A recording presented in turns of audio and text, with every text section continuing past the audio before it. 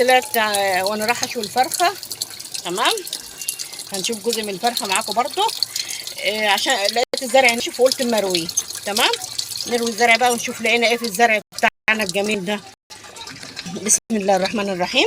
صلى على الرسول ونوحد لا اله الا الله ونقول السلام عليكم ورحمه الله وبركاته. شوفوا بقى الزرع بتاعي الجميل الحلو ده على البلكون. شوفوا الزرع وجماله. دي وردة غديرتي جميلة الحلوة دي. تمام، زرع بقى.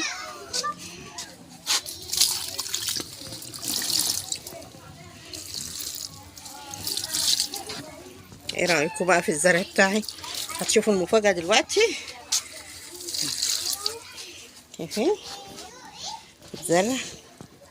الزرع على السطح والله يا جماعة، او في البيت او على البلكون او في الشباك، بجد بجد بيدي منظر جميل ومنظر تحفة.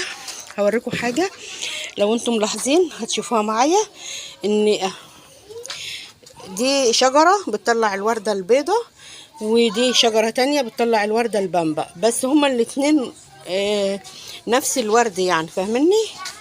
ان شاء الله عايزة اعمل منها الوردة تطلع الشجرة تطلع وردة بامبا ووردة ايه بيضة في نفس الشجرة. شايفين الشكل المنظر؟ بموت انا في اللون الجميل ده. ده الزرع بتاعي زي ما انتم شايفين كده اهوت. نكمل بقيه الزرع. ولقيت ايه بطوط في الزرع بتاعك يا بطوط. صلى على الرسول وحيد لا اله الا الله كده. شوفوا الورد والزرع، بصوا شوفوا الجمال بجد جميل جدا جدا. لقينا فلفل، شجر الفلفل طرح اهو. يلا بقى اللي عايز قبل بس ما التاجر يجي ياخد البضاعة ويمشي. تمام، بصوا كده لقينا اهو فلفل احمر النقوطي، وفلفل اخضر النقوطي من اللي هو الحامي النور اللي هو الصومالي ده، ماشي. وفي فلفل تاني اهو. انا قلت والله قبل ما اقطفها ان انا افرج حبايبي عليها. طب انا عايزه اعدلها من الشبكه دي. ماشي يا ابو غريب، اعملها بالشبكه لان العصافير بتاكلها.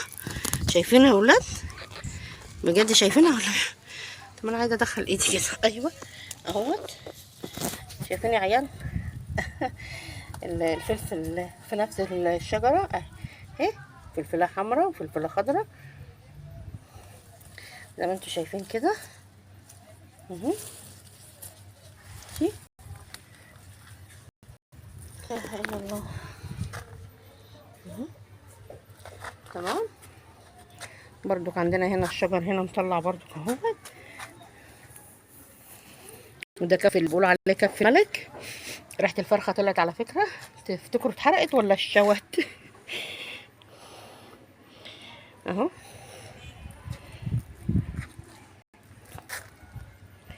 دي بتطلع الورد البلدي زي ما انتم شايفين كده اهو. لسه في ورده اهي، لسه هيطلع تاني.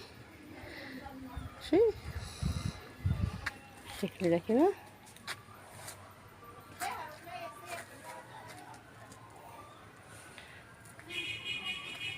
شايفين الفلفل الاحمر بجد شكله خطير. بس هو في فلفل تاني من ورا، بس انا مش عارفه اجيبه من الشبكه لان احنا حاطين الشبكه عشان العصافير بتيجي تاكل الورق مبهدلاه. ايه رايكم بقى؟ نجيب الفلفل نجمعه بقى اهوت. ماشي، مع انه في الشجره والله شكله حلو، خساره انه يتجمع بصراحه يعني. بس انا بقى بعمله بالراحه عشان ايه الشجره ما تتكسرش، لانني ماسكه بايد بصور بايد وبقطف بايدي التانية. تمام تمام تمام تمام يا معلمي. ايوه ماشي الشكل ده كده. معانا فلفلايه خضرا كمان اهي نجيبها. صليتوا على الرسول وحدتوا لا اله الا الله. الله اهي الفلايه التانية ماشي. بس ايه رايكم بقى؟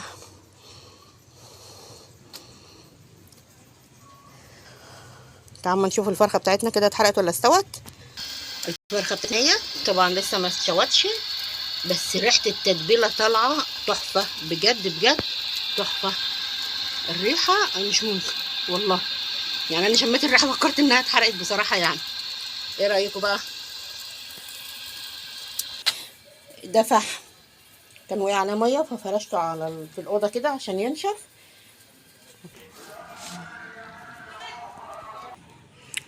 ده الزرع بقى وكده، والزراعه على السطوح بجد جميله. و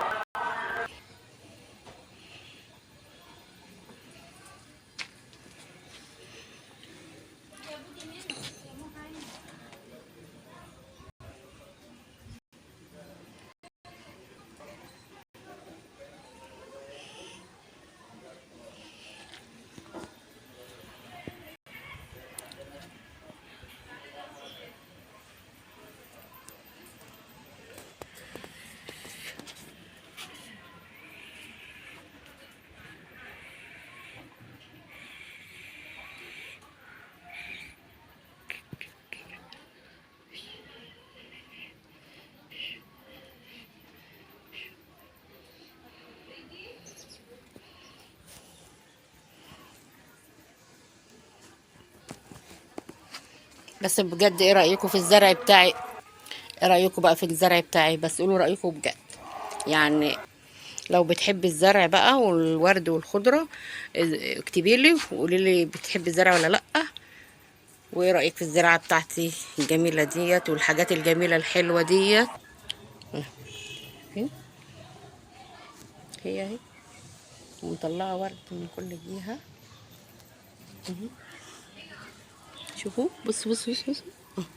شوفوا في الشارع اهي عامله ورد جميل. انا هعملها كده عشان اخلي الورد برضو يبقى مدلدل كده في الشارع شكله حلو. اعطي منظر، اعطي منظر حلو كده. شكله جميل قوي بجد. واللون كده. انت ممكن تزرعي نعناع، ممكن تزرعي اي حاجه، كزبره وشبت وبصل. تجيبي بصله تزرعيها تطلع بصل وجميله حلوه. اي خضره بالشكل ده كده والجمال ده كده بجد شكله جميل وحلو. انا بقضي اغلب وقتي فوق على السطوح في وسط الزرع ده. طبعا ما عنديش بربي فراخ دلوقتي لان الجو حر جدا جدا، واخر ضو فراخ جبتها كانوا بيموتوا بصراحه يعني، بس ماتوا لما كبروا كيلو ونص واتنين وكده من الحر، شده الحر والحاجات دي. اي حاجه، اي علبه حلاوه طحينيه، اي علبه علب جبنه، جراكن جبنه، جرادل جبنه، الحاجات ديت تجيبيها عادي وتزرعي فيها وتعملي زرع عندك في البلكون، على الشباك، على السطوح، اي حاجه. المهم يبقى حاجه خضره كده جميله بجد. هي عامله يعني الخضره ديت عامله زي العصافير كده، لما يكونوا متربى عصافير وكده. تمام. اتمنى ان الفيديو بتاعي يعجبكم وينول اعجابكم، واكتبي لي انت بتحبي الزرع ولا لا، او انت بتحبي الزرع ولا لا. وان شاء الله فيديوهات تكون بتعجبكم، واشوفكم على خير فيديو جديد ان شاء الله. واترككم في رعاية الله وحفظه. السلام عليكم ورحمة الله وبركاته. كانت معاكم فاطمة الجندي لقناة فاطمة الجندي. باي باي. وما تنسوش